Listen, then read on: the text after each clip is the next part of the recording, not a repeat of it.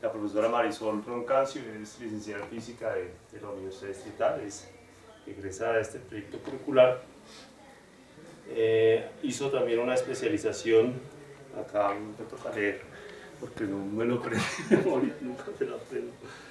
Ella hizo una especialización en pedagogía de la lúdica de la Fundación Universitaria de los Libertadores y un magíster en educación en la línea de matemáticas, ciencia y tecnología de la Universidad de los Andes.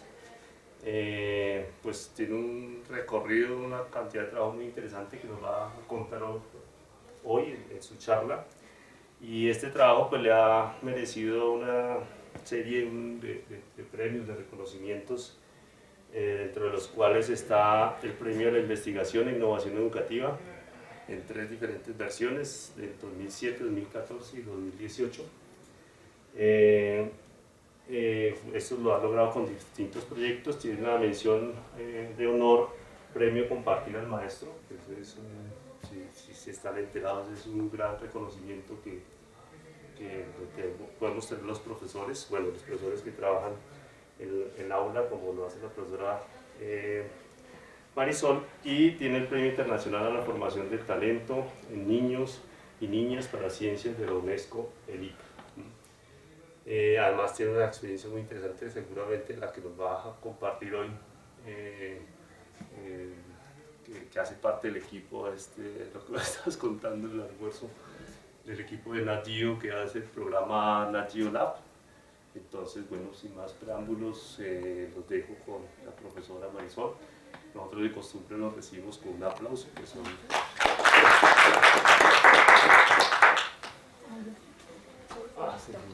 Buenas tardes.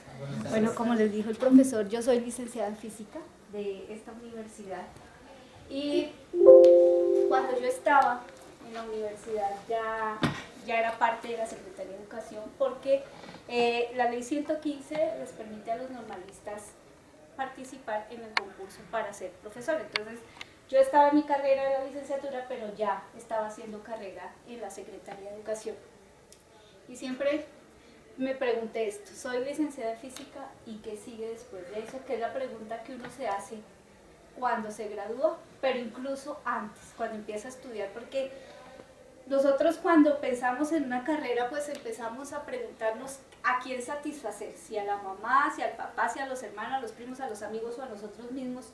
Y la licenciatura, pues tristemente no es la mejor opción para muchos, que no la ven bien porque en nuestro país no es una carrera reconocida. Sin embargo, a lo largo, yo tengo 25 años trabajando ya como profesora, y a lo largo de esos 25 años me he dado cuenta que la licenciatura tiene muchas posibilidades. Entonces, por esa razón, hoy voy a hablar de qué pasa cuando uno es licenciado en física y por qué la sociedad realmente necesita gente formada en las ciencias para ir no solamente a las universidades, sino a las escuelas e incluso a trabajar con los niños más pequeños. Ustedes aquí van a encontrar muchas imágenes de Frato. Frato es Francesco Tonucci. Él se ha dedicado, es un italiano que se ha dedicado a plasmar lo que pasa en la escuela y en la sociedad a través de caricaturas. Entonces es muy divertido porque todo lo que uno piensa y con lo que no está de acuerdo, él siempre lo presenta en una imagen y con mensajes, porque él siempre piensa en los niños y en la sociedad que se debe construir para los niños. Entonces, ser o no ser maestro, esa es la cuestión, pero aquí es cuestión de vocación. Y a uno deberían decirle esto desde el primer semestre y desde el primer día que pisa la licenciatura. Y lo digo con conocimiento de causa: el daño más grave que uno le puede hacer a la escuela, a los niños, a los jóvenes con los que uno trabaja, es ir a trabajar porque no hubo nada más en qué trabajar.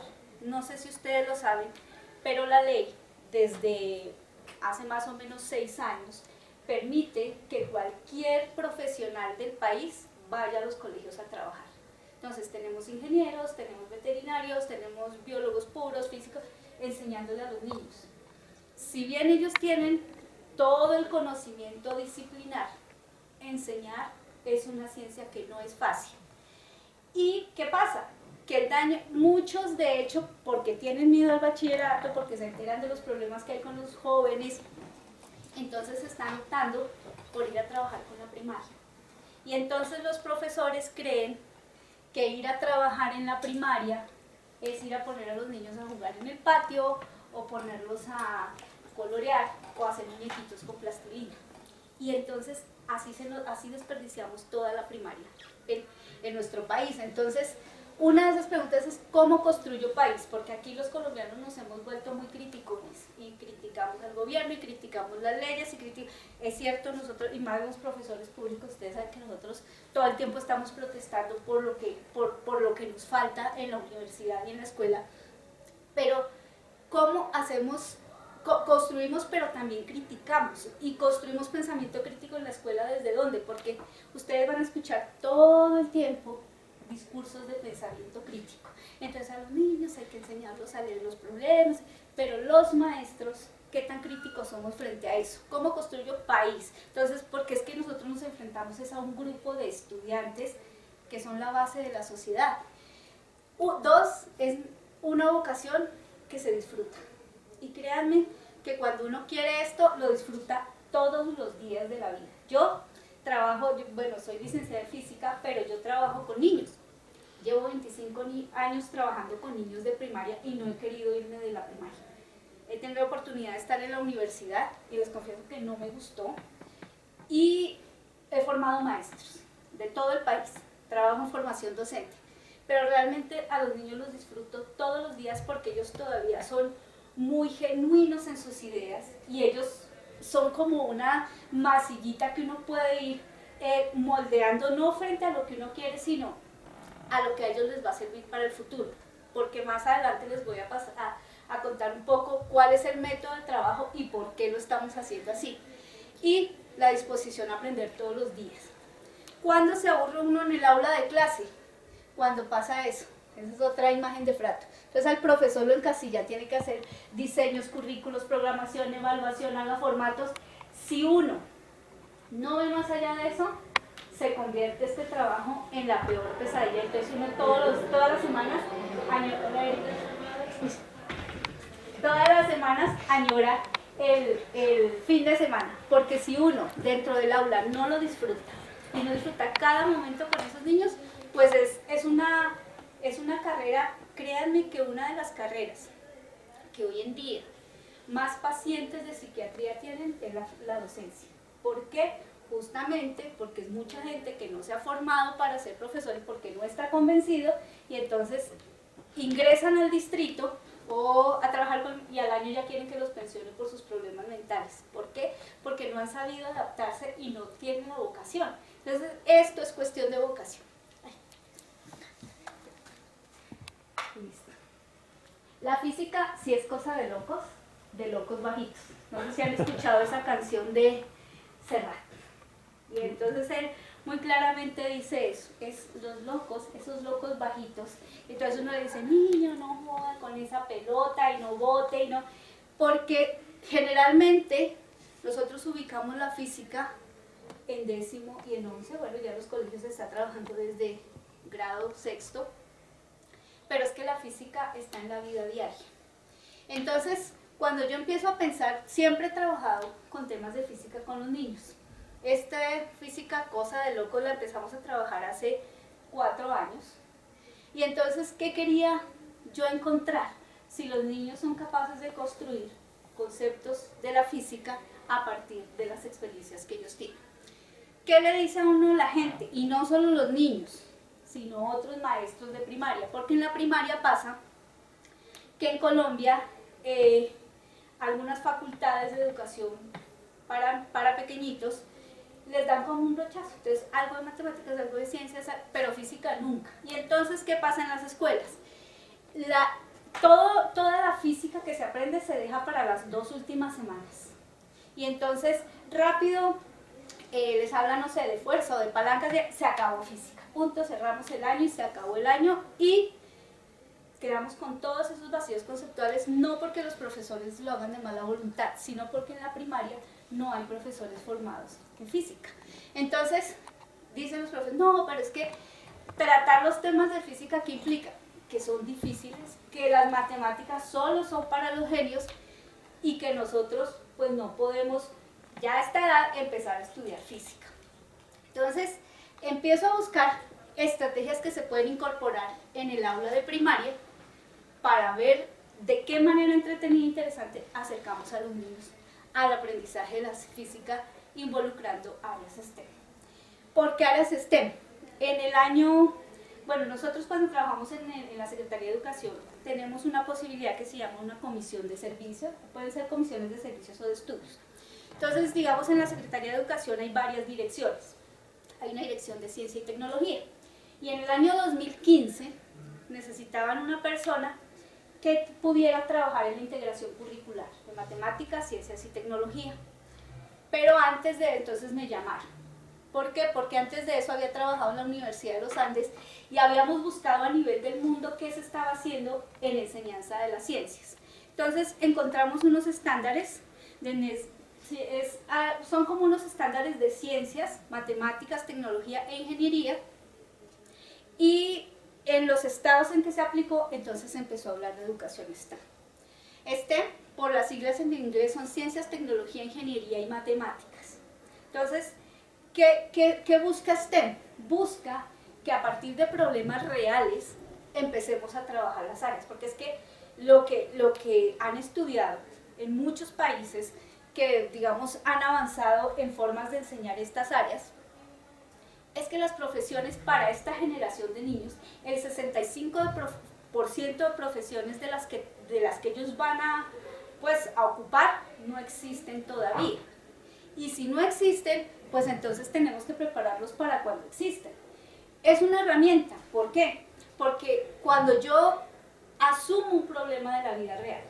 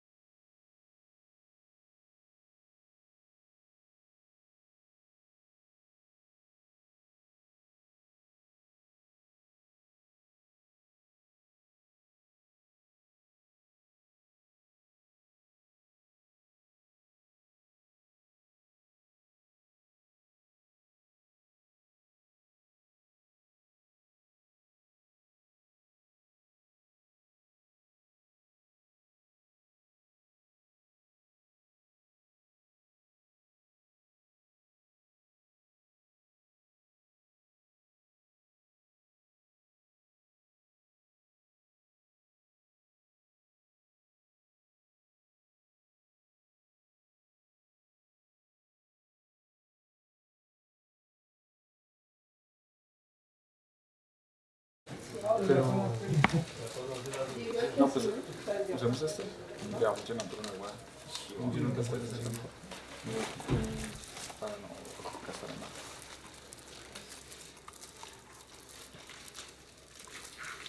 Yo creo que este es sí, no es el... Eso sí. Cuando vaya a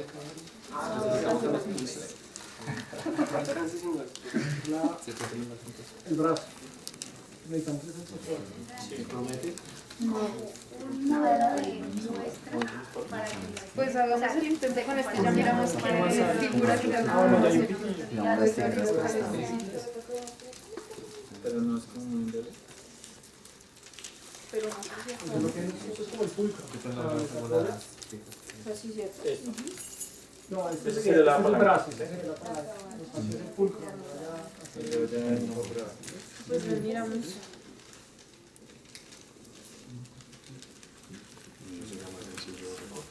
Y si hacemos así como un doble, es así.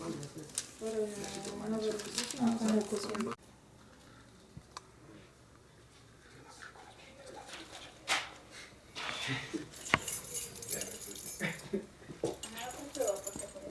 Hay que hacer varios para ver que siempre sea el mismo resultado.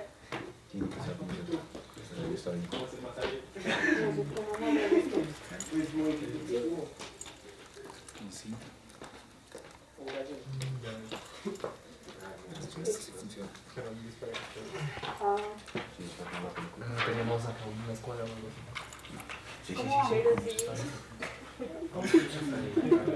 ¿Será que creen? Son sus estudiantes. Ese lo modifiqué y creo que llega a... O sea, ese no era el mío. Pero lo modifiqué.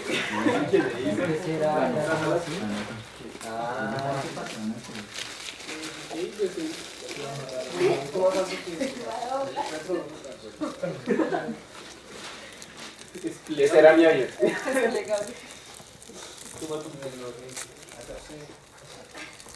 Una persona por equipo, por favor.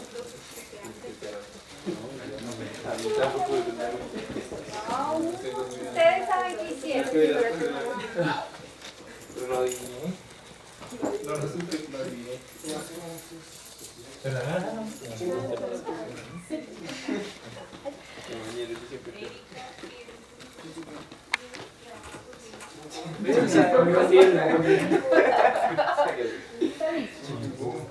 No me lo creo.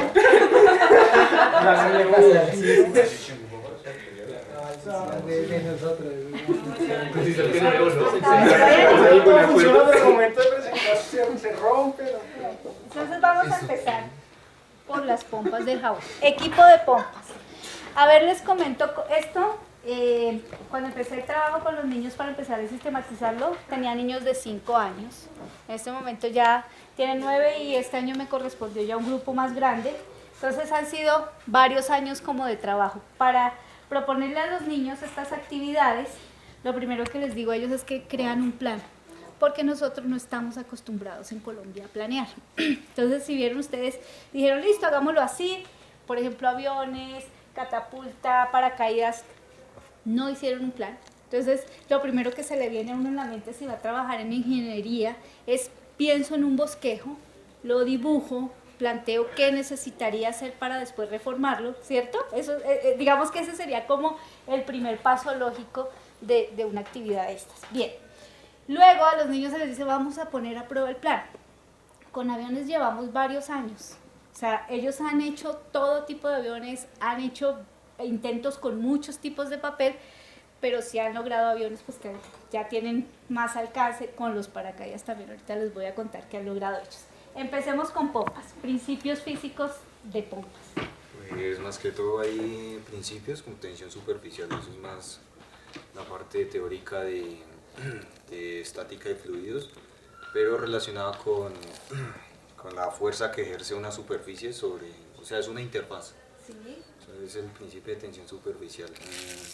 ¿Algo que involucre también matemáticas? Áreas STEM que involucraría la actividad. O sea, matemáticas, ciencia, tecnología, ingeniería, alguna más que otra. Esto más que todo es también matemática, o sea, ciencia y matemática, pues que ingeniería de la verdad no sé.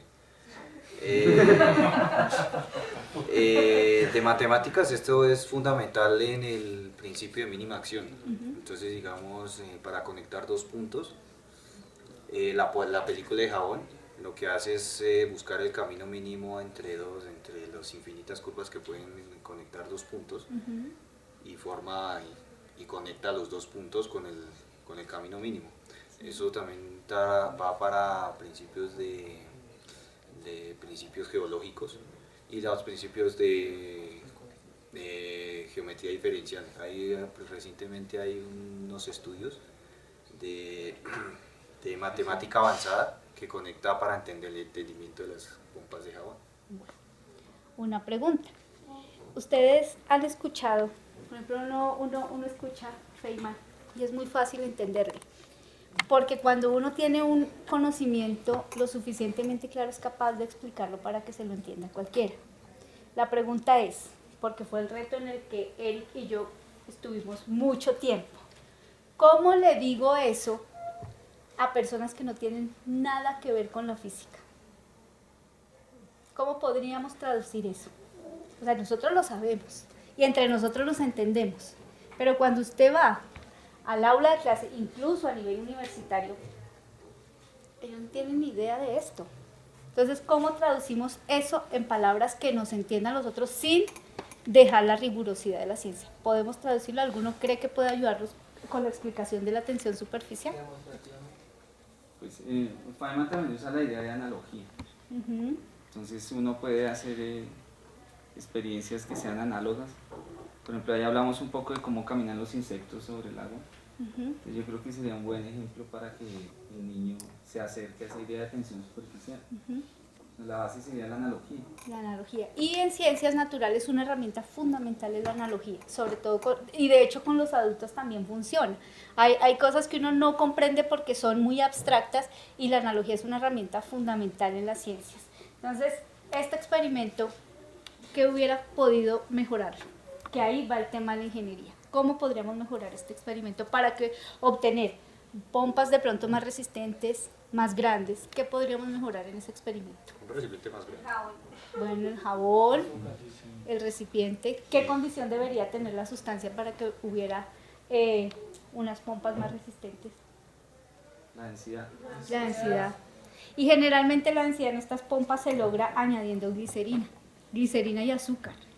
Pero nadie preguntó si se le podía adicionar algo más, ¿no? O sea, y los niños sí tienen eso. Ellos sí le dicen, no, profesora, esto no funcionó, hay que ponerle algo más. Que eso es lo que en la medida del tiempo nosotros vamos cortando, porque nosotros nos quedamos simplemente en leer el reto y ya, ahí debo llegar sin tomarlo de la ingeniería, que es, miro los recursos, los optimizo y miro cómo mejoro lo que estoy haciendo.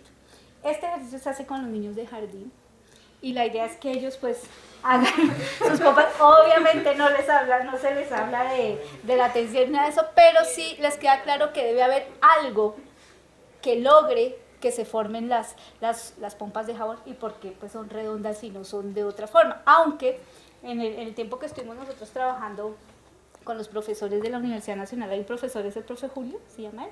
El de la ciencia del juego, el del Museo de la Ciencia del Juego, y él tiene todo un trabajo de pompas de jabón, interesantísimo. O sea, uno puede casi que un semestre dedicarse a pompas de jabón.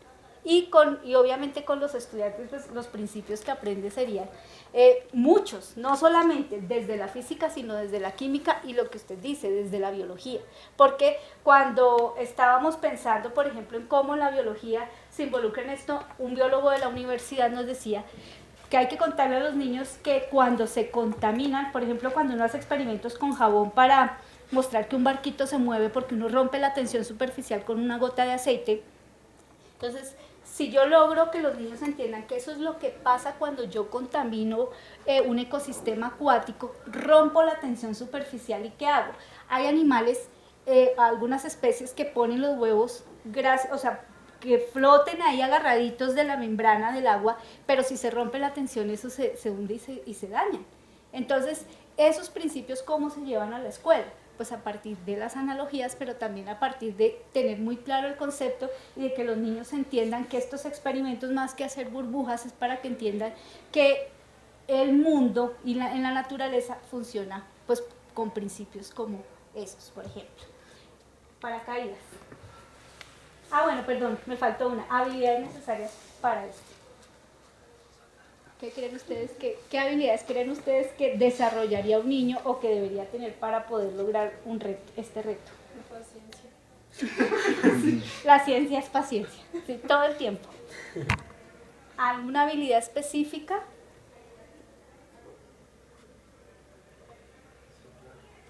Para nosotros son muy obvias, pero resulta que los niños no. Por ejemplo, dime. La motricidad fina. La motricidad, una. Dos, que ellos aprendan a usar los instrumentos de medida, porque aquí lo hicimos a ojímetro.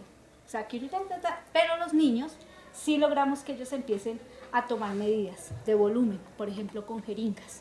O a ellos se les dan jeringas o probetas pequeñitas, pero esa es una habilidad que se desarrolla.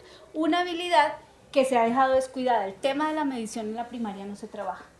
Entonces, es un tema fundamental, no utilizan instrumentos de medida. Y, de hecho, incluso en la universidad es un problema que se presenta. ¿Por qué? Hubo un ingeniero topógrafo que algún día llegó bravísimo y me dice, no vuelvo a contratar los ingenieros topográficos de la distrital. ¿Por qué? Es que ¿cómo es posible que tiene el título de ingeniero topográfico y no sabe usar un teodolito? Y es un instrumento fundamental. Entonces, la medición es un tema que no está en los estándares porque lo creemos obvio, pero sí debe utilizarse tanto desde los niños del jardín hasta pues, la universidad, quedan claros en el tema de medición. Ahora sí, paracaídas, principios físicos, áreas y habilidades. Primero, pues como principio físico, pues primero nos pensamos en fluidos y como el rozamiento del aire, pues disminuye la velocidad en la que cae el objeto que está sujeto pues, al plástico. Por parte de ingeniería, bueno, yo lo miré más por la parte tecnológica de cómo estamos buscando herramientas para disminuir este tipo de eventos, de cómo un objeto cayendo se va, como impedir que, bueno, se haga más daño al caer o que resulte menos Lesionado. principalmente. Aunque por parte de ingeniería está más en la parte pues, de la construcción del proyecto como tal, pues porque en sí, aunque el plástico funciona ahí más o menos, quizá con otro tipo de material y haberlo dimensionado mejor la parte de la tela, pues porque ahí se ve por parte de las esquinas que no, como que no están haciendo mucho. Sí. Pues se pudo haber conseguido un mejor resultado, pero quieras que no, el palito está intacto. ¿Y las habilidades necesarias? En sí pues se me hace esencial motricidad, pues porque para hacer estos cortes, aunque no fuimos los mejores, aquí la que era experta entera, yo no sé cómo hizo para cortar esto medianamente bien. Que se laminaron de una forma más o menos a lo que esperábamos en principio. Que ya después resultó en esto que funciona, pero que puede ser. Bueno, ¿qué descubrieron los estudiantes con lo que hicimos? Uno, que la forma del paracaídas era circular. Entonces ellos lograron mejor, o sea, más tiempo de vuelo con una superficie circular.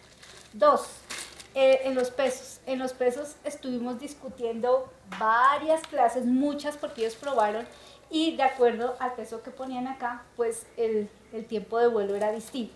También descubrieron los niños que ellos amarraban digamos que de cada punta el hilo y lo unían acá, o sea, no lo atravesaron así. Entonces lograron una superficie un poco más equilibrada. En ellos trabajaron flotación, pero vuelvo a la pregunta. ¿Cómo le explico a un niño de 8 años los principios de un paracaídas? Porque ellos les hablan de peso, les hablan de flotación en sus palabras, pero después de que lo han hecho a través de esto. ¿Ustedes cómo creen que podríamos explicarles a los niños los principios físicos de este experimento? ¿Será fácil? ¿Cómo podríamos decirlo sin decirlo con términos tan complicados y tan técnicos desde la física? ¿O cuál sería el tema central de la física para trabajar con ellos? Sería entender o explicarle al niño que el aire también es es un fluido como el agua y entender que el paracaídas flota en el aire así como un barco, o se podría hacer también como con un acuario, algo muy parecido con un cubo de acero, bueno, así que se hunda muy despacio por medio de algo que caiga despacio. Sí. No se podría hacerlo así. Sí, y de hecho ellos hacen, igual volvemos a las analogías, porque ellos empiezan a pensar en cómo vuelan algunos animales, porque algunos objetos tan pesados como un avión pueden volar, y entonces ahí uno ya empieza a hablarles de la forma de las alas, y ahí entra uno al tema de aviones. Aviones. Pues, ¿Qué descubrieron ustedes en todo lo que hicieron? Pues yo hice dos diseños. El diseño que está acá, este chiquitico, y pues en principio pues este servía más, daba más vueltas que avanzar. Y pues hice otro más recto, como este tipo, que pues tenía mayor alcance, pero la altura, pues me dijeron que tenía que tener altura. Entonces pues yo que pues intenté para que como que empujara un poco el aire hacia abajo, podría decir. Le modifiqué las alas, doblándolas un poco, pues semejando también las formas de las alas de algunas aves. Y pues tenía mayor alcance. Con este hice básicamente también lo mismo, sino que sentí que volaba ligeramente un poco más alto. Y ¿Las densidades del papel tuvieron algo que ver? sí, pues a mí me parece así. Pues también depende de la fuerza con la que uno lo lance, ¿sí? La dirección y cosillas así. Áreas, yo diría que la ingeniería y la ciencia. Pues, ¿Cuáles principios físicos? eh, O algunos principios físicos. pues nosotros estamos pensando que de los fluidos, la resistencia al aire y la aerodinámica también de la construcción del avión, porque digamos también intenté hacer unas modificaciones en la parte de atrás, pero que fueron más hacia abajo, entonces diría que la aerodinámica también. Y habilidades necesarias, diría yo que la motricidad fina, pues para poder hacer esos dobles, para que el avión quedara consistente. Gracias. Ya, y pues la imaginación, pues para crear. Bueno, y catapulta. Ay, bueno, pues. En el experimento de aviones, los niños en los prototipos que hicieron lograron encontrar la relación que había entre pues, la medida de las alas y de la punta y la forma para ver lo que decíamos, o mayor tiempo de vuelo, o mayor alcance, o mayor altura. Eso sí nos ha llevado más de un año trabajar en solamente aviones. Pues. A ver si funciona. Pues lanza eso. No sé, algo más grande nos haría falta probar porque. Pues sí, tiene que ver la carga que vas a lanzar, el tamaño también. Pues el otro compañero estaba pensando en algo un poco más, también más elaborado, de pronto más grande. Entonces digamos que lo fundamental aquí es la palanca. ¿Sí? ¿Y dónde se va a apoyar esa palanca? Ese fulcro que llamamos. ¿Dónde se va a apoyar? Para que ahí pueda, digamos, generar esa fuerza y lanzar algo. ¿Sí? Pues yo creo que para los que estamos acá es conocido el tema de las catapultas en los videojuegos, en las películas, en la televisión. ¿Sí? Inclusive pues el jueguito con la cuchara, que yo creo que muchos hemos hecho, ¿sí? Que la coloquemos acá, ponemos en la cuchara algo y lo lanzamos. ¿Sí? Entonces ya ahí está el principio de la cuchara, solamente es darle una estructura, pues un poco más de diseño, entonces ahí viene la parte de la motricidad, de cómo imagino cuál sería ese diseño perfecto, porque bueno, acá le puse más cauchos a un lado porque se me rompieron, entonces ya empieza a desequilibrar, ¿sí? Entonces ese jugar, realmente jugar de un lado al otro para que el diseño empiece a funcionar mejor, pues es un ensayo y error, ¿sí? Y bueno, ya nos haría falta, digamos, detalles, ¿sí? Por ejemplo, aquí llamémosle ese cucharón donde va a colocar la carga para lanzar, entonces ya me haría falta, ¿sí? porque sé que puedo lanzar el palito, pero no puedo lanzar otra cosa que intentamos un papel, pero no tiene como agarrarlo acá para darles impulso. Entonces, no sé qué me hace falta. Los principios, ¿cuál sería el principio físico? Bueno, el principio físico aquí, como inicialmente teníamos cauchos, entonces yo creo que de manera intuitiva para nosotros fue tomar los cauchos por su resistencia elástica, ¿sí? Por su elasticidad. Pero quizás lo hagamos muy complejo si pensamos en eso. La sola palanca ya puede ser solamente abarcar la idea de la palanca y cómo funciona, cómo una pequeña fuerza en un lado transmite mayor fuerza en el otro lado, ¿sí? Por la diferencia del brazo, ¿sí? Pero igual hay muchos otros principios que podríamos entrar a explicar también, el tema, el caucho, la resistencia elástica, ley de Hooke, miramos otras cosas que dependiendo de la longitud, aquí entonces al principio pues tenía uno y un compañero me dijo no, pues pongámosle más caucho, entonces le pusimos más, entonces al aumentar la cantidad de cauchos también aumentamos la fuerza que me va a generar el caucho, ¿sí? Entonces ya hay muchas otras cosas que podemos ir incluyendo. En sí, ¿cómo? Bueno, las áreas STEM, como estaba diciendo, entonces si empezamos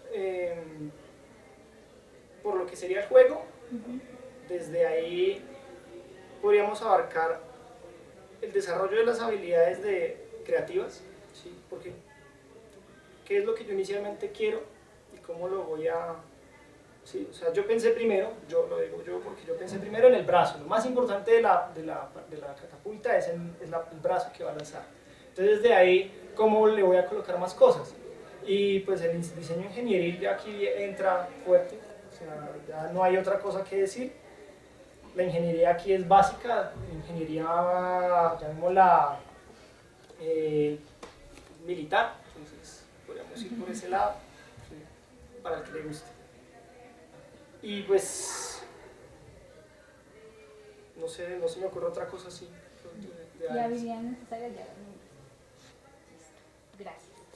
Con este trabajo, entonces, ¿qué hicimos con los estudiantes? Trabajar energía potencial y ellos pues ya trabajaron de cómo se almacena la energía para lograr un efecto después de almacenarla y liberarla.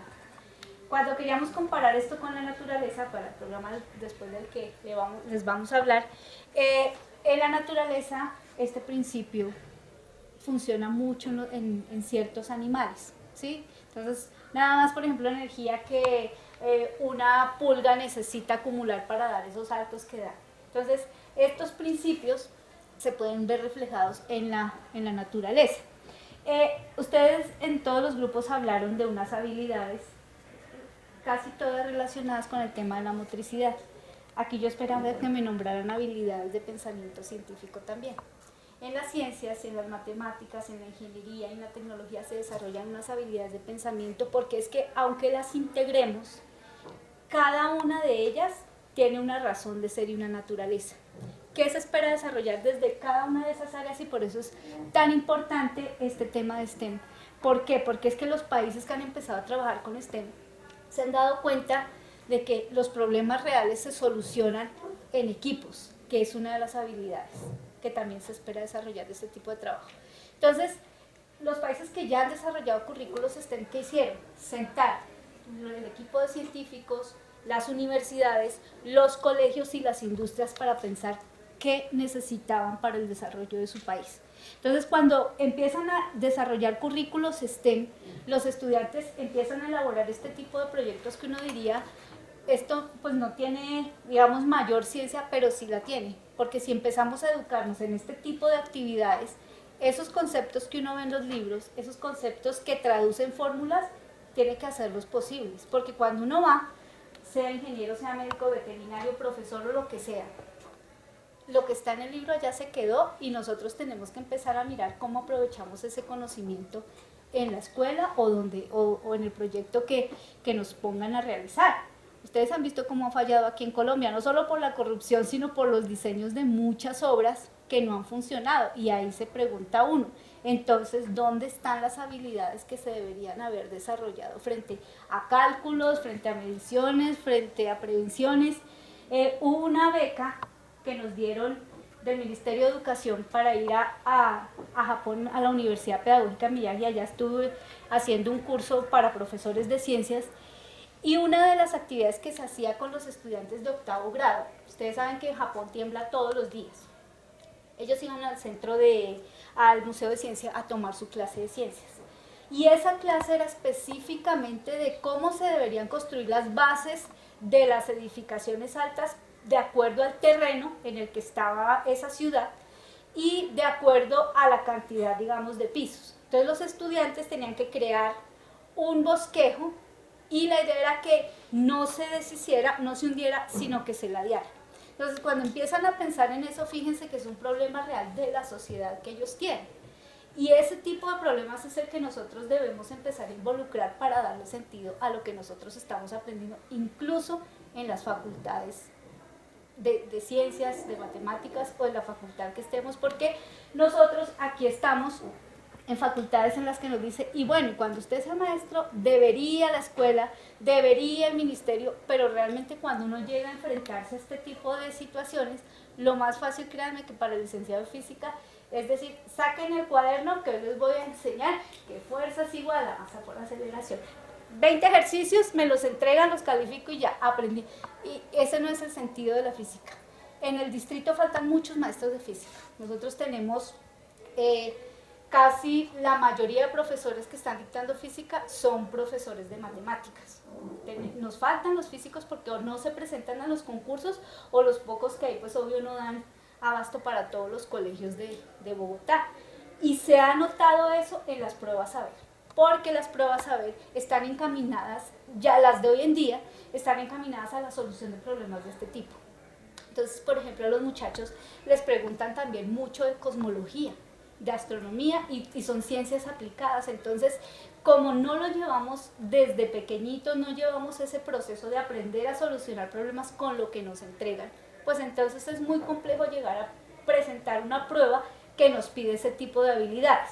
Entonces, en ciencias, habilidades: 1, para planear; 2, para observar; 3, para plantear hipótesis y predicciones; 4, bueno, esa de investigar pues sí es a muy largo plazo, pero es una habilidad también que se desarrolla; y para comunicar. Comunicar es fundamental en cualquier ciencia. Y en las ciencias, ahí es a donde llegamos a usar, ahí sí todo ese conocimiento disciplinar que tenemos, porque comunicar la ciencia exige comunicar a través del vocabulario científico, que es una de las dificultades que más hemos observado en la presentación de pruebas saber, no solo de los niños de primaria, sino del bachillerato, porque hay palabras específicas que son de las ciencias o de las matemáticas y los estudiantes no la entienden, y por eso la prueba ya no la pueden responder, porque no hay manejo de pensamiento científico. Después de ver estas actividades, entonces, ¿qué hay más allá del tablero y el marcador? Esta es una caricatura sobre lo que pasa en las facultades de educación. Aquí nos dicen: estimados maestros, con estos nuevos programas se acaba la era de las cátedras, de los pupitres en fila y de las clases ex cátedra. Repitan todos conmigo. Eso pasa en las facultades. Y sobre todo con nosotros los profesores de ciencias. O sea, bueno, ustedes deben aplicar el método científico y entonces aprendan el primer paso, segundo paso, tercer paso, y ya hay muchas otras maneras de enseñar las ciencias. Aquí ustedes cada uno aplicó un método, sin pensar en si estaba haciendo la hipótesis pero hubo un método. Cuando uno logra entender que cada uno tiene un ritmo y puede lograr su propio método, las facultades cambiarían. Y eso sería lo que se reflejaría pues en la enseñanza, en los colegios y en las facultades de educación. Esto es tomado de las licenciaturas. Dice que el perfil profesional es permitir al egresado liderar procesos de desarrollo humano en torno a la enseñanza de la física, participar en actividades de investigación, innovación y renovación educativa y social. Además, continuar con la formación posgradual. Fíjense que aquí no se encierra el licenciado simplemente en que debe ir a trabajar en un colegio, porque hay muchas posibilidades. Y el perfil ocupacional también habla, bueno, ser maestro, pero además desarrollando proyectos educativos independientes en actividades de investigación en campos como la docencia y la didáctica, aplicaciones de la física y asesoría en áreas afines, que ahí es donde nosotros les podemos contar nuestra experiencia. Cuando yo trabajo solamente en media jornada en mi escuela, siempre en la otra media jornada me dedico a otra cosa que no tenga nada que ver con la escuela, o sea, con los niños y enseñar, porque si no, ya estaría en uno de los lugares psiquiátricos que les conté, porque es que enseñar puede ser enloquecedor, si, además que a uno no le guste, es desgastante, porque es que la realidad es que uno en la escuela tiene 40 niños, en la primaria, ¿no? El bachillerato hay entre 45 y 50, y todos ellos llegan todos los días con ganas de todo menos de aprender. Entonces, ¿uno a qué se puede dedicar? A muchas cosas. En Colombia, los maestros, ¿qué posibilidades tienen? Uno, a trabajar con el ministerio. Generalmente a uno lo convocan para trabajar en formación docente, que es una oportunidad maravillosa de conocer el país y de conocer cómo funciona el sistema educativo. Dos, acompañando procesos de investigación. Yo he trabajado con las universidades, he trabajado con el Merani, he trabajado con distintas instituciones que trabajan a nivel de investigación educativa, pero eso se logra ¿cómo? Entendiendo lo que pasa en la escuela. Tres, escribiendo. Uno de los problemas fundamentales que tenemos los profesores de Colombia es que no escribimos lo que hacemos. Y cuando uno empieza a escribir este tipo de cosas, este tipo de hallazgos que obtiene en el aula, porque es que uno tiene un laboratorio todos los días en su aula. Si yo me pongo a escribir, esos premios de los que les contaba el profesor, son gracias a que yo sistematizo todo lo que hacen los estudiantes, para después tratar de mejorarlo y comparar y seguir escribiendo. Y incluso a uno lo contratan para escribir. Ese también es un trabajo que se puede hacer desde la licenciatura, porque otros tienen el conocimiento disciplinar, pero si nosotros la tenemos clara frente al conocimiento didáctico, créanme que ningún otro profesional logra encontrar o hallar lo que nosotros desde nuestra práctica de aula logramos. Y otro que en algún momento nunca imaginé, de verdad nunca imaginamos cuando me proponen. ¿Ustedes han visto Nat Geo Lab? El Nat Geo Kids es el canal de Nat Geo para niños. ¿Qué fue lo que nos propusieron ahí? ¿Han visto La ciencia de lo absurdo? En algún momento una persona del canal me dijo, queremos hacer ciencia de lo absurdo para niños. ¿Te le mides? Pues yo le dije, o sea, yo soy profesora, yo formo docente, yo escribo, pero yo nunca en la vida he trabajado en televisión. Entonces, él me dijo, no, pues imagínate cómo sería un programa para niños. ¿Por qué? Porque es que la riqueza de los niños la tenemos nosotros los licenciados. La riqueza de cómo enseñarlo la tenemos nosotros, no la tienen ellos, que son los que hacen la televisión.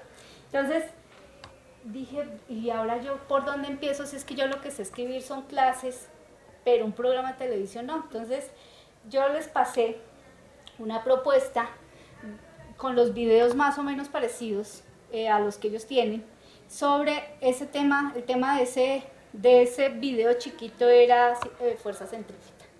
Y entonces cogí videos y les dije, mira, a los niños se les podría decir. Claro, cuando ellos ven que sí se puede bajar ese vocabulario del concepto grande a los niños, pues se interesaron. En esa época era otra administración, entonces hicimos 13 capítulos de 26, cada temporada tiene 26. Pero cambia la administración y dice, ya este canal va dirigido a niños de 4 a 7 años, de la ciencia de lo absurdo. No es para niños de 4 a 7 años porque pues hay empujones, hay caídas, hay muchas cosas que la televisión no se permite para niños, entonces no se terminó. Pero después la idea de ellos fue, hagamos como un Art Attack, pero de experimentos, a ver cómo nos va. Enseñar Colombia ha hecho algunos, digamos, programas frente a eso, pero pues un canal de este tipo no había apostado por la televisión en Colombia frente a eso. Entonces empezamos a trabajar y dijimos, listo, eso va a ser fácil. Allá estábamos todos los del equipo científico, experimentos, eso es lo mejor, y hacemos de todo esto. Pues resulta que esto en televisión no les gusta. O sea, esto no funciona en la escuela. Pero empezar el reto de decir, bueno, ahora ¿qué vamos a hacer para buscar los experimentos que visualmente sean atractivos, pero además que podamos explicar, porque ahora el rango de edad es de 4 a 7, entonces imagínense explicándole estos principios a niños de 4 a 7 años.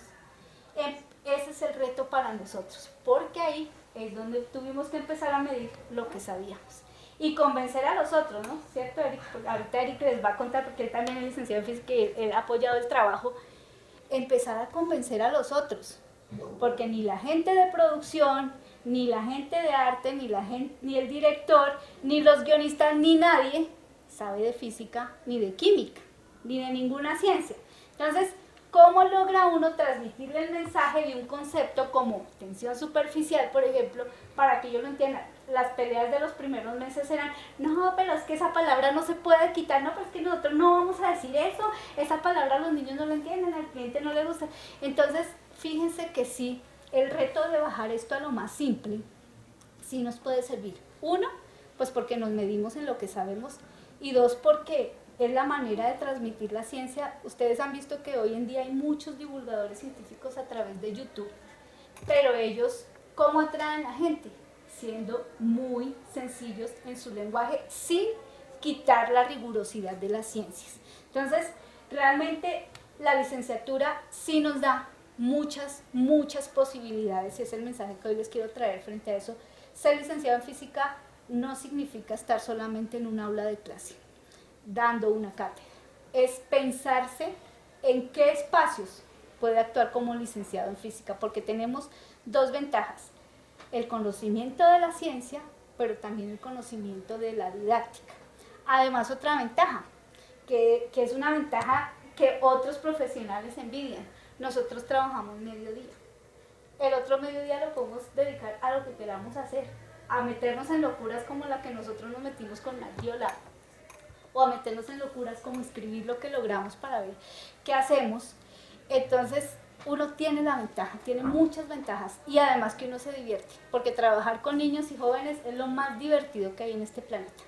Entonces, pues yo quiero que Eric, que ya es más reciente, más contemporáneo con ustedes, les cuente cuál ha sido la experiencia de él como colaborador también del equipo de Nat Geo, porque es que esto, por ejemplo, uno piensa en un programa de televisión y dice, ya tiene que estar el doctor en física, el doctor en cualquier área. No, nosotros trabajamos con el equipo, para la segunda temporada, trabajamos con el equipo de la Universidad Nacional, y ahí había biólogos, había físicos, había químicos, pero con ellos también la discusión era, hay que bajar, porque entre científicos es muy difícil de entender cómo bajamos ese lenguaje a lo más mínimo. Es que nosotros podíamos tener una hoja completa de un concepto que se fuera a trabajar en el programa, pero nosotros teníamos que resumirlo en máximo un párrafo de 4 líneas. Un concepto, porque no se puede dejar tampoco lo riguroso del concepto. Pero, ¿cómo se resume? Por eso yo insistí tanto aquí en cómo lo diríamos de manera más sencilla. Eric, ¿tú quieres decir algo? Pues no tenía pensado nada para decir, pero pues les voy a contar una historia chiquita. Cuando yo entré a la licenciatura en física, lo hice como muchos quizás, sin tener una idea de para qué o por qué. Mi objetivo inicial o mi plan de vida inicial sí era hacer televisión. Y la pregunta que me hacía en ese momento, antes de entrar a la licenciatura en física, era, bueno, yo hago televisión y ¿de qué voy a hablar? ¿Sí? Yo quiero compartirle a otros, decirle a otros y de qué es lo que les voy a decir, cuál va a ser mi opinión frente a la televisión. Pues bueno, eso lo dejé de pensar por mucho tiempo, y después de formarme como físico, como licenciado, de tener experiencias de campo con personas, niños, jóvenes, adultos, estuve la maravilla de pertenecer a un programa de televisión desde la parte de producción, y primero un reto, porque es hablarle a personas que realmente no entienden de lo que uno habla, no porque no les interese, sino porque lo que pasa con la mayoría de personas que no saben de ciencias y que nunca han tocado el tema es que realmente les enseñaron mal o tuvieron una experiencia desagradable con las ciencias, ¿sí? Por cualquiera que sea. No, para las matemáticas yo cero, nada, ¿sí? Porque nunca entendí, porque solamente era X o Y cosa. Entonces, digamos que ese reto de ser un físico, o ser, pues éramos varios físicos que estábamos ahí, estar entre personas que no tenían nada que ver, era complicado porque teníamos que hablar en un lenguaje de ellos, ¿sí? No es en el lenguaje de nosotros que vamos a hablar es en el lenguaje de las personas que están afuera, ¿sí? Vamos a un colegio, nos paramos al frente del salón, del aula, y nosotros no vamos a hablar en el lenguaje de la física, ¿sí? Vamos a hablar en el lenguaje de ellos, de esos jóvenes, de esas personas que no saben, que no tienen conocimiento técnico como nosotros, y tenemos que hacerles entender que eso que nosotros les queremos compartir, porque es importante por alguna razón, pero en sus palabras. Que es uno de los retos más complejos que hay. Incluso cuando uno escribe un artículo, escribiendo artículos a lo largo de la vida me he dado cuenta que entre el lenguaje más complejo sea menos me lo van a leer. Entonces, cuando yo soy capaz de entender cómo transmito mi idea a otros sin dejar de lado el vocabulario técnico de lo que yo esté hablando, pues es una herramienta fundamental. Ustedes ya pueden empezar a escribir para las revistas, para los congresos. Un elemento importantísimo que pues las facultades creo deberían en los estudiantes motivar es la participación en los congresos, tanto del país como afuera, porque uno ahí conoce mucha gente y además logra también formarse. Son espacios de formación importantísimos que le exigen a uno escribir y que le exigen ver cómo cuenta sus ideas. Entonces, realmente la invitación de hoy es que si ustedes quieren seguir con su licenciatura en física, esperaríamos que sí, porque se necesitan muchos físicos. No solo imagínense en Bogotá, que es más o menos una de las plantas más estables, cómo estamos a nivel nacional. A nivel nacional, licenciados en física hay muy pocos, hay realmente muy pocos, y pues sin ser muy creída, realmente la física está en todo, es un área que se necesita para todas las otras áreas. Entonces nuestra carrera es fundamental y no la podemos dejar terminar porque simplemente los muchachos no quieran estudiar carreras STEM, y es la realidad. O sea, ahorita, después de estos años de trabajo, me he dado cuenta que es importante también empezar a pensar en la formación de áreas STEM para las niñas, porque en otros retos que hicimos, en varios de estos y en otros, a las niñas se relegan. Entonces son muy pocas niñas las que se acercan a este tipo de actividades. Por ejemplo, las niñas, ha sido muy duro el trabajo para que empiecen también a pensar en otras cosas, porque los niños les decían, bueno, en el equipo, ellos hacían sus prototipos. Usted vaya, píntelo, vaya, porque es que usted pinta bonito. Hicimos unas carrozas porque trabajamos en el primer año con cuentos infantiles, entonces distintos cuentos, entre esos la Cenicienta. El reto era hacer una carreta para la Cenicienta, un carruaje que pues hiciera una trayectoria larga, entonces para que no se rompiera, aguantara cierto peso. Y entonces, ¿cuál era el trabajo de las niñas en ese primer año? Traían las princesas, traían los unicornios, decoraban, y este trabajo para el desarrollo de habilidades no se veía en las niñas. Entonces, aquí he encontrado que definitivamente este trabajo también tiene que pensarse mucho en las niñas, porque cuando se pensó el programa, también en todo eso se piensa, o sea, se pensó en experimentos que no solamente convocaran niños, porque hay experimentos que casi uno diría por naturaleza le interesan mucho a los niños, por ejemplo los aviones, pero cómo hacerlo muy entretenido, que ese es el trabajo de los que producen televisión. A nosotros solo nos interesan los fenómenos, de ahí para adelante nosotros no, pero los que producen la televisión sí piensan en, bueno, ¿y cómo atraemos mucho público? Y de hecho ese programa atrae hasta a los adultos, porque es la manera de contar las cosas. Entonces, uno de los retos es pensar, y también debe ser para las facultades, cómo se atraen más mujeres y niñas al estudio de carreras STEM. ¿Qué significa ser maestro en Colombia? Entonces, la oportunidad de aportar al cambio. Como les decía, nosotros solo criticamos y a veces nos quedamos en la crítica, pero ¿cómo aportamos al desarrollo del país? ¿Qué mejor que siendo pues maestro? Como héroe o heroína, sí, aquí de verdad que aquí nos toca todos los días batallar en la escuela por pues no solamente por ir a enseñar, sino porque es que las circunstancias de nuestros niños y de nuestras niñas no son fáciles en este país. Una posibilidad de desarrollo personal y profesional sí lo es. Estoy convencida de que es una posibilidad y pues el desarrollo del país. Entonces, ahí los ven jugando con sus... Lo mismo que ustedes, solo que más emocionados, ¿no? Un poquito más contentas. Muchas gracias. Entonces, aquí a reírse todos los días, como les decía, si siguen en su línea de ser maestros, a estar atentos y aprender a mirar con otros ojos la realidad. Eso es ser maestro para mí y pues espero que también, ojalá, lo sea el día que ustedes ejerzan su profesión para ustedes. Muchas gracias. No sé si tienen alguna pregunta, alguna opinión. Dime. ¿Cómo fue la transición de, o sea, llegar con los niños que digamos es todo desconocido? ¿Cómo fue ese primer momento? ¿Pero para qué? O sea, para empezar a hacer este trabajo. Sí, la transición de ya llegar a impulsar la ciencia, por así decirlo. Yo trabajo en esto desde que estaba en la licenciatura, o sea, hace más de 20 y tantos años.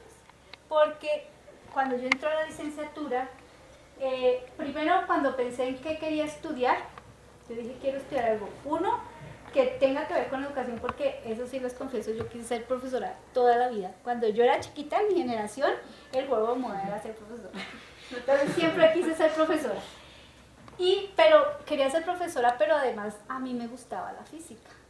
Entonces, nunca pensé en el bachillerato. Entonces, cuando empiezo la licenciatura en física y empiezo a pensar la tesis que quería hacer, yo en ese momento tenía asignado un grado segundo. Entonces, yo quería mirar cómo hacía una tesis que beneficiara a mis estudiantes. Y trabajamos con pompas de jabón. Entonces empezamos a trabajar con tensión superficial. Y ahí empecé a descubrir cosas. Entonces, empecé a descubrir que los niños sí de manera natural se acercan a los fenómenos. Ellos siempre tienen muchas preguntas. Y ustedes ven que hay una edad como hacia los 4 años que ¿y por qué? ¿Y por qué? ¿Y por qué? Y entonces los papás y los profesores, ¡ay, porque sí! ¡Ay, no, ya no pregunte más que usted está muy cansón hoy! Y eso lo hacemos en la escuela. Cuando uno aprovecha esas preguntas, entonces ellos empezaron a preguntar sobre las pompas, sobre los espejos, Y yo dije, pues en estas escuelas hay plata, en las escuelas públicas, y me construí un laboratorio grandísimo de un museo de ciencia y juego. Entonces me dieron la plata, construimos, ustedes conocen el Museo de la Ciencia y el Juego de la Universidad Nacional, allá los juegos son grandísimos, hay burbujas grandes donde uno se mete, hay espejos, hay todo eso. Fui allá, tomé unos modelos y lo hicimos con los niños, o sea, para la escuela de primaria. Y entonces cuando yo veo que ellos empiezan a interesarse por eso, dije, pues esto ya hay que llevarlo al aula. Y fue desde hace muchos años. Pero ¿qué ha pasado? Que uno no se puede quedar solo en un tema. Sino entonces esos primeros años fue, bueno, ¿cómo qué habilidades debería tener un niño al salir de la primaria frente a las ciencias? Solo las ciencias fue. Luego dije, no, pero es que aquí también se necesitan matemáticas, ciencias y matemáticas. Luego llego a la maestría, porque curiosamente yo hice primero maestría y después especialización. Llego a la maestría. En la Universidad de los Andes hay un programa que se llama Pequeños Científicos y ahí entonces empiezo a ver cuáles son las actividades que ellos proponen para los niños, entonces, pero tienen una base conceptual muy grande. Entonces, ahí dije, tengo que empezar a trabajar con algo que se llama indagación en el aula. En Estados Unidos se trabaja mucho la enseñanza por indagación. La tesis fue en indagación en temas de física, pero luego conocí a un profesor, a un doctor. Él era ese físico, un brasilero, y él me habló de la lúdica y yo dije, claro, yo soy profesora de primaria, tengo que meter toda la dimensión lúdica y por eso me fui a hacer una especialización. Curiosamente, ninguna facultad de educación tiene lúdica. La única universidad donde encontré lúdica fue en la Fundación Los Libertadores, porque otras universidades no tienen lúdica. Y es un componente fundamental en educación para todos los grados. O sea, los seres humanos tenemos una dimensión lúdica natural. Y lúdica no es jugar a la golosa o con el baloncito. La lúdica es toda esa dimensión que te permite entretenerte con lo que estás haciendo o divertirte y disfrutarlo. Entonces, digamos que han sido varias etapas. Ya cuando uno madura en eso, ya uno la tiene más clara. Cuando yo empecé a consultar todo lo de STEM, en el año que les digo que estuve en esa comisión, yo dejé en la Secretaría de Educación un documento que escribí sobre STEM porque reuní profesores de varios colegios del Distrito de Matemáticas, Tecnologías y Ciencias de cuál era la necesidad de integrar esas áreas. Dejé ese documento y dije, pero yo no puedo simplemente escribir y decir esto funcionaría si no soy capaz de hacerlo en la escuela. Y ahí entonces empecé a involucrar a la STEM. Además, como les digo, ser maestro tiene muchas posibilidades. Nosotros convocaron 4 profesores del país para ir a Estados Unidos a hacer un intercambio con profesores de Los Ángeles. Entonces yo quedé en ese grupo, estuve allá y conozco las escuelas STEM y el Centro de Ciencias de California. Ellos tienen un colegio STEM y me interesó mucho lo que hicieron. Entonces dije, esto se puede aplicar en Colombia. Obviamente nosotros no tenemos muchos recursos de los que ellos tienen, pero sí tenemos esto y es aprender a usar lo que se tiene. Entonces ha ido como en etapas. Tú te vas a dar cuenta cuando empieces a trabajar que tú después de cada trabajo realizado vas a tener un hallazgo y ese va a ser el punto de partida para seguir en otro. Como les digo, en este momento, después de haber escrito sobre STEM, mi propósito es empezar a escribir sobre cómo acercar a las niñas pequeñas a que se interesen por áreas STEM. Para eso, ¿cuál ha sido el primer paso? Escribimos a las científicas colombianas.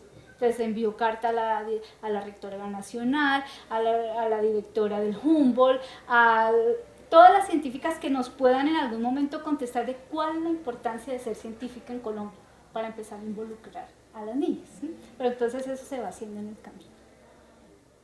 ¿Alguien más? Muchas gracias a todos los que participaron, a los que hicieron las burbujas, los aviones, los paracaídas, las catapultas, y yo sé que se van a ir pensando en yo debía haber hecho esto, yo debía haberlo mejorado así, porque así deja uno a los niños. Y seguro que, una cosa importante de esto es que los niños que tienen problemas de aprendizaje se involucran mucho en este tipo de actividades y no se nota. Cuando han ido a evaluarme para los premios, nunca he escogido decir, bueno, este es el que habla, este es el inteligente, este es el... Vayan ustedes y hablen por mí. Yo escojo a todos, o sea, vayan y hablen porque son mis estudiantes los reales. Y ahí nunca detectan los que tienen problemas de aprendizaje, que hay varios. Tenemos niños con autismo, ustedes saben que las escuelas públicas ya tienen inclusión, entonces nosotros tenemos que tener niños con autismos, con retardos leves, con retardos graves, con problemas de lenguaje. Y no se nota, porque este tipo de actividad les permite pues explorar muchas habilidades que de pronto en la lectura, en la escritura a veces es un poco más complejo. Entonces, pues, muchas gracias por haber venido hoy.